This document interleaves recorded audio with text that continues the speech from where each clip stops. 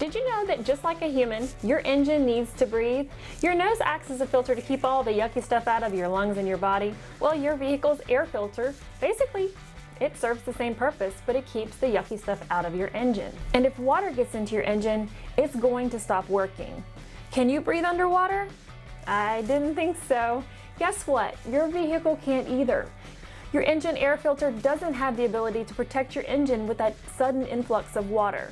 As little as 6 inches of water up to a couple of feet, hit at the right speed, can go into your intake and mix with the fuel and take up the space that should be occupied with air within your cylinders. Your engine cannot compress water in large amounts.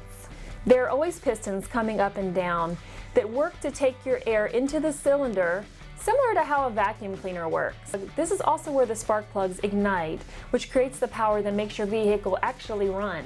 Water extinguishes the spark, so you have no fire and you have no power. Let's take a look on some different vehicles and find out where their intakes might be. On this particular vehicle, we have the intake located a little bit lower. It's about 36 inches off the ground. Here, if you look inside the grille, we have 2 small inlet holes where most of the air for the intake is making its way through. The intake is located here on this vehicle. There is a intake duct here that goes into the air cleaner assembly. As you can see, it's kind of high off the ground.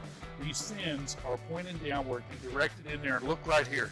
Look at this measuring tape. I stick this measuring tape in there and I am right in line with the air intake.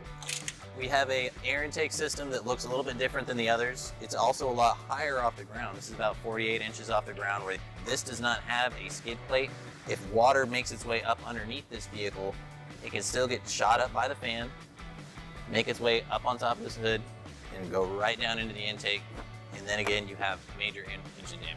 So turn around, don't drive in standing water. Sometimes we just can't tell how deep the water really is.